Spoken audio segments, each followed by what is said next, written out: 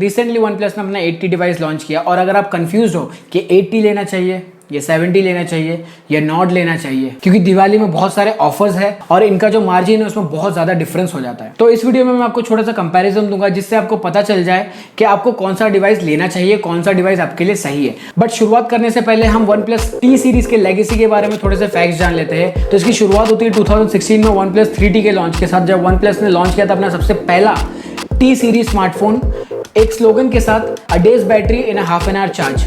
तो ये पहला ऐसा स्मार्टफोन कंपनी था जिसने स्मार्टफोन के बैटरी लाइफ में इतना मैसिव इंप्रूवमेंट किया, और इसी के बाद धीरे धीरे सारे स्मार्टफोन्स ने इसे कॉपी करना चालू किया। लेकिन ये बहुत ही बड़ा इंप्रूवमेंट था वन प्लस के लिए, बहुत मैसिव सक्सेस भी क्रिएट किया वन प्लस 3T के लिए। मैं आपको बता दूं कि जो टी सीरीज है इसका कोई मीनिंग नहीं है। जैसे सैमसंग अपना 10S, 8S, Note S या आईफोन अपना 6S, 7S या 8S लॉन्च करता है, वैसे ही वन प्लस ने टी लॉन्च किया, क्योंकि S के आगे अगर एक अल्फाबेट प्लस करते हो, +1 प्लस, तो वो टी होता है। उसी सेंस में वन प्लस ने टी लॉन्च किया। तो वन प्लस 3T के मैसिव सक्सेस के बाद वन प्लस ने लॉन्च किया वन प्लस 5। तो वन प्लस 5T में उन्होंने ड्यूल कैमरा सेटअप लाया।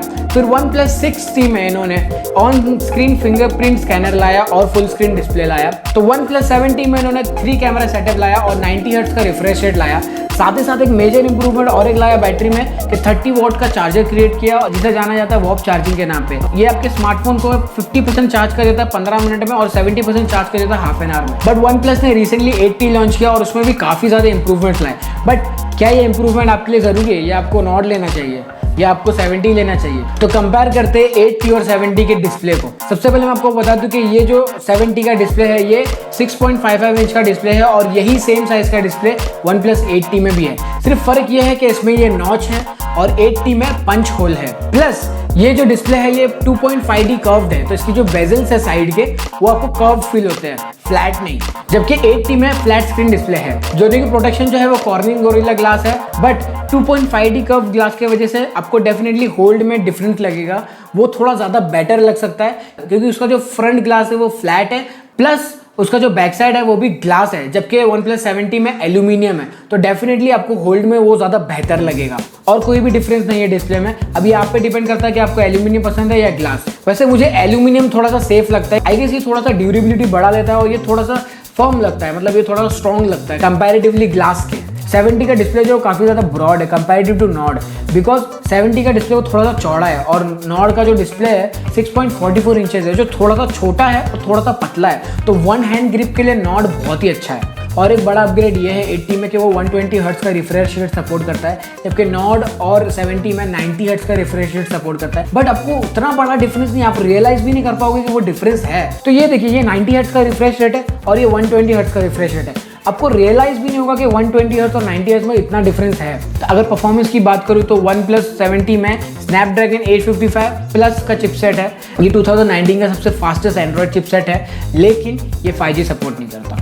But to be very honest 4GB काफी फास्ट है और मेरे लिए काफी सफिशिएंट है। बट वन प्लस 8T में स्नैपड्रैगन 865 है और ये 5G सपोर्ट करता है। डेफिनेटली 5G सपोर्ट करने की वजह से ये फ्यूचर प्रूफ हो जाता है। But to be very honest अगर आप 7T भी लेते हो तो आपको एटलीस्ट 2-3 ईयर्स तक तो कोई टेंशन की बात नहीं है, क्योंकि 5G को कंप्लीटली इंप्लीमेंट होने के लिए थोड़ा सा और वक्त लगेगा, स्पेशली इंडिया में।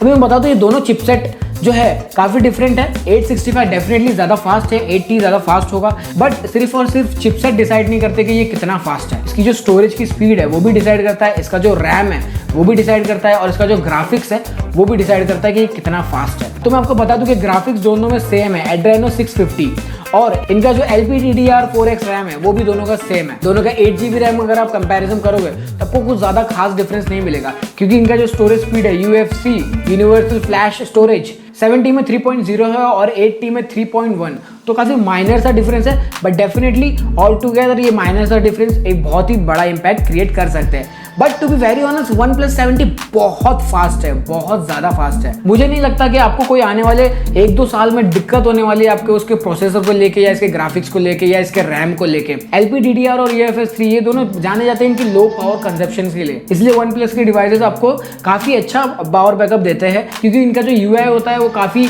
नीट है और बहुत लो पावर कंजप्शन करता है, कोई ब्लोटवेयर नहीं होता है। लेकिन अगर आप कंफ्यूज हो कि एक प्रोसेसर एक रैम ये सब चीजें कैसे कंट्रीब्यूट करती है स्पीड में, तो मैं आपको एक छोटा सा एग्जांपल देना चाहूंगा बताऊंगा ये है OnePlus Nord और इससे मैं एक पोर्ट्रेट शॉट खींचता हूँ। अब ये देखिए पोर्ट्रेट शॉट का जो प्रोसेसिंग टाइम है इमेज को शो करने में, ब्लर करने में, वो देखिए कुछ मिली सेकेंड्स है, बट वो है। और OnePlus 7T में वही चीज़ अगर मैं करूँ तो वो बिल्कुल भी नहीं है। तो ये बहुत ही माइनर सा डिफरेंस है, जिससे शायद आपको कुछ फर्क भी नहीं पड़ेगा। लेकिन आप सोचिए जब OnePlus Nord इसमें 765G का प्रोसेसर है और ये इतना मिली सेकेंड क्रिएट कर रहा है, तो आप सोचो कि 855 और 865 में कितना बड़ा डिफरेंस हो सकता है। साथ ही साथ अगर आपको सच में 5G एक्सपीरियंस करना है और मतलब अगर आप बजट भी लो है तो आप Nord ले सकते, क्योंकि Nord में 765 जो गेमिंग चिपसेट है उसके साथ साथ वो 5G भी सपोर्ट करता है। बट Nord की स्पीड थोड़ी स्लो हो सकती है क्योंकि उसमें UFS 2.1 है, तो कंपैरेटिवली थोड़ा सा स्लो हो सकता है OnePlus 7T के।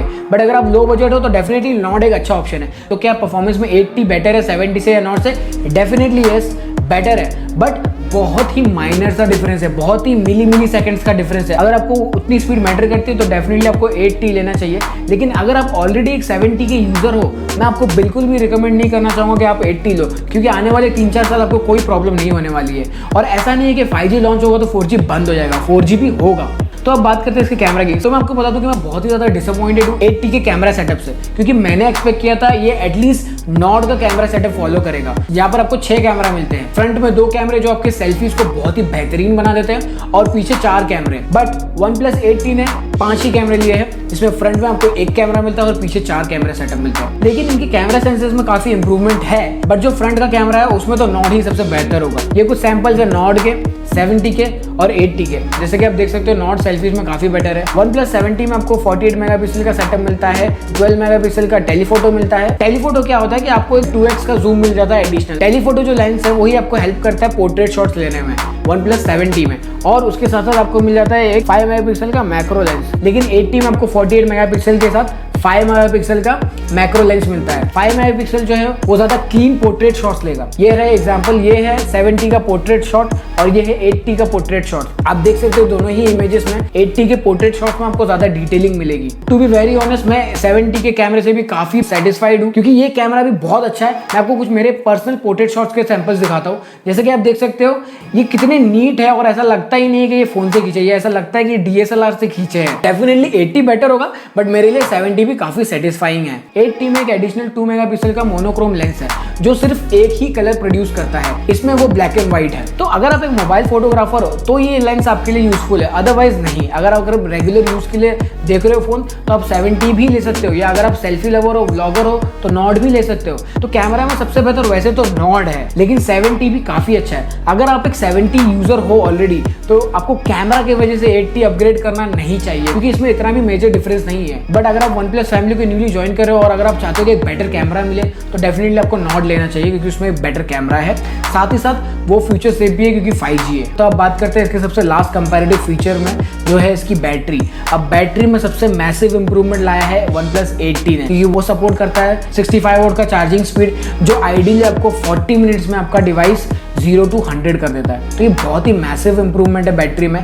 लेकिन अगर आप Nord को देखो या अगर आप 7T को देखो तो ये भी काफ़ी बुरे नहीं है। टू बी वेरी ऑनेस्ट, जो Nord की डिवाइसेस है उसमें 4100 mAh की बैटरी है, जो सपोर्ट करता है 30 वॉट का फास्ट चार्जिंग। अब 30 वॉट का जो फास्ट चार्जिंग वो आइडियली आपको 30 मिनट्स में 70% चार्ज कर देता है। और to be very honest 30 minutes में 70% ये बहुत ज़्यादा है। जैसे मैंने कहा कि इसका जो UI है वो उसका पावर कंजम्पशन काफ़ी लो है।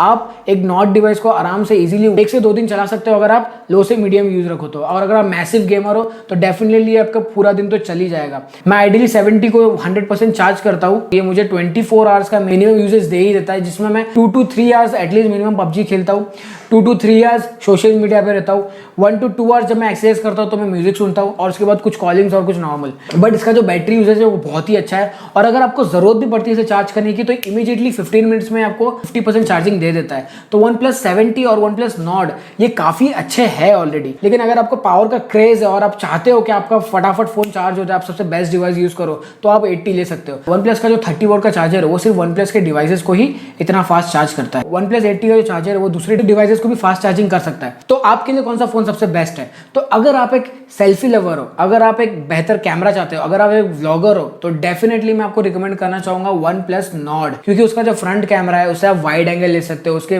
पोर्ट्रेट शॉट्स बहुत क्लीन आएंगे, क्योंकि उसमें ड्यूअल कैमरा है, प्लस उसमें 4K का वीडियो रिकॉर्डिंग होती है, प्लस उसका जो फ्रंट कैमरा है वो 4K 60 FPS सपोर्ट करता है। तो ये बहुत ही बेस्ट फीचर्स है कैमरा के जो OnePlus Nord में आपको मिलता है। लेकिन अगर आप एक गेमर हो, आप बहुत ज़्यादा गेमिंग करते हो, आप बहुत ज़्यादा परफॉर्मेंस ओरिएंटेड हो और आपको कैमरा इतना भी अच्छा नहीं चाहिए, मिड रेंज कैमरा चलेगा, तो डेफिनेटली आप 70 ले सकते हो, क्योंकि 70 भी बहुत अच्छा है, प्लस ये बहुत ही सॉलिड है। और अगर आप ऑलरेडी एक 70 यूज कर रहे हो तो डेफिनेटली मैं आपको रिकमेंड नहीं करूंगा कि आप 80 लो, क्योंकि 70 ओवरऑल काफी सेटिस्फाइंग है।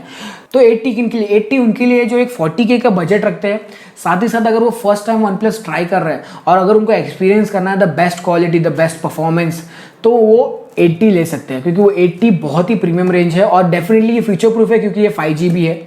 और टू बी वेरी ऑनेस्ट, ये तीन ही फैक्टर सबसे इंपॉर्टेंट है एक फोन को जस्टिफाई करने के लिए कि वो क्वालिटी में कितना ज्यादा अच्छा है या कितना ज्यादा इंप्रूव्ड है उसके प्रीवियस वर्जन से। बाकी सारे जो उसके फीचर्स होते हैं वो सिर्फ कंज्यूमर्स को अट्रैक्ट करने के लिए होते हैं। तो अगर आपको ये वीडियो, ये कंपैरिजन अच्छा लगे तो प्लीज मुझे सब्सक्राइब करो, या अगर मैंने कोई चीज मिस की और अगर आपको ऐड करना है वो चीज, डेफिनेटली आप कमेंट कीजिए, मैं उसे पिन कर दूंगा। Do like and share and subscribe. अगर आपके कोई फ्रेंड है जिन्हें नॉट लेना है या OnePlus लेना है, उनको बताओ कि क्या डिफरेंस है, क्योंकि आपको पता है कि फेस्टिव सीजन है और इलेक्ट्रॉनिक्स में बहुत सारे डिस्काउंट्स मिलते हैं और ये डिसाइड करना बहुत इंपॉर्टेंट है कि क्या चीज आपके लिए सही है। Thank you.